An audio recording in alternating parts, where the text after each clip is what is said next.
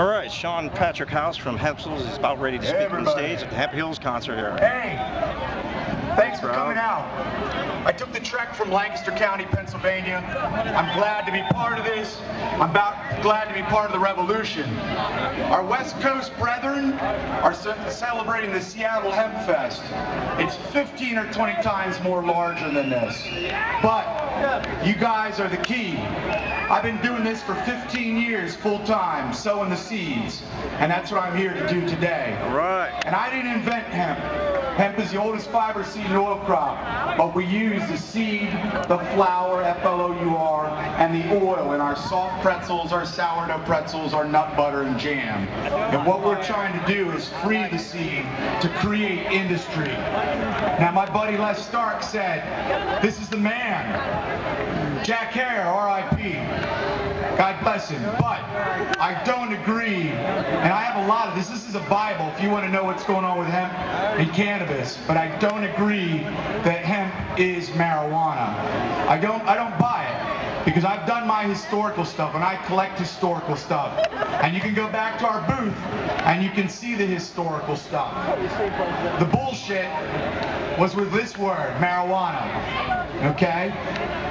U.S. Department of Agriculture was growing medicinal cannabis prior to the 1937 Marijuana Tax Act. This original 1927 U.S. Department of Agriculture about drug crops in the United States. And how they say it's cannabis, 2 plants per meter, 8 to 18 feet tall, separated, sold for 22 to 33 cents a pound back then. And I have the original issue photocopy.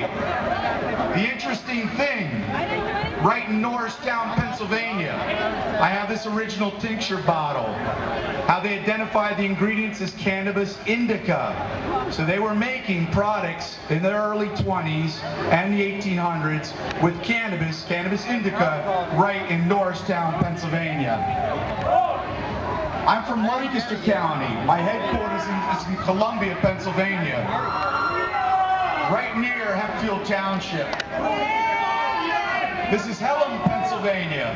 I have this original cough bottle, cough syrup. Cannabis is in there. They didn't say marijuana. They didn't say hemp. It's Hemp Heals. So, 75 years since the Marijuana Tax Act started the confusion. That's been a couple generations. 40 years since Dick Nixon didn't listen to Governor Schaefer, our Republican conservative Pennsylvania governor, who studied this. They spent $175,000, and Dick Nixon said, study the marijuana issue. Timothy Leary took us to court, said, you can't outlaw a plant. The plant's been used forever. The U.S. Department of Agriculture was growing both varieties of plants. Dick Nixon didn't like what Governor Schaefer said. What Governor Schaefer said, de-emphasize marijuana as a problem on the federal level. Let the states deal with it. Common sense. Common sense. Dick Nixon didn't want to hear it. He threw away this report that this conservative governor, not a Democrat, not a hippie, nothing like that, but this conservative governor said, let it up to the states to regulate it. So, the time is going to change and we will be planting hemp in Hemp Heals Township. But this is what I want to pass on in my research, and I'm not an expert, but I've been in the trenches for 15 years doing this with no money behind it. And we've been making sourdough pretzels for a long time. We're doing our soft pretzels, we're doing our mustard. We're building relationships with manufacturers already in Pennsylvania. We don't want to reinvent the wheel. So, my words of wisdom, and this is like a reunion.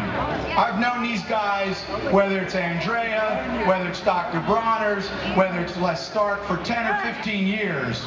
So the reunion is coming here to Philadelphia, where the Declaration of Independence was drafted on hemp paper, where freedom was here. What we want to do is free the seed, repeal the restrictions, not create more bureaucracy, not have Monsanto GMO the seed.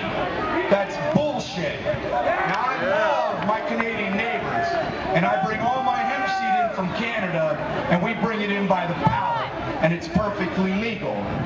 You're not going to get high eating our pretzels, but you're going to get protein, omega-3, vitamin E, potassium, magnesium. Guys, you having problems in your love life? There's zinc in hemp. Get lead in your pencil. Okay? And I love the Canadians, but I don't like that the minimum, if you want to grow hemp, is 20 acres. That's corporate agriculture. That's bullshit. If you lived in Kentucky or you lived in Pennsylvania back in the day, if you wanted to grow an acre of hemp for good hemp seed, you should be allowed to do that. You should not be controlled to have to go to your local seed dealer, because there's a lot of people that are fighting this on both ends. The people that want medicinal cannabis and the people that want to keep it illegal to keep the cost up. So what I'm passing on is stop using the word marijuana. Cannabis for medicine, cannabis indica. There's 700 varieties of the species. A majority of it is feral industrial hemp. And when the DEA is talking about $1 billion a year on marijuana eradication, look at the records. 99% of this is feral industrial hemp left over from the war. Total bullshit. So, this is my reunion. Thank you for coming out today. Come over and have communion with us. We're planting the seed deep. We're sampling the seed. You need to go out and challenge Governor Corbett and challenge all these guys on the federal level. Ron Paul had it right. House Resolution 1831, Industrial Hemp Act. Real simple. Hemp is not marijuana. Get it back to the Department of Agriculture. Take it away from the DEA. Good luck. Have fun.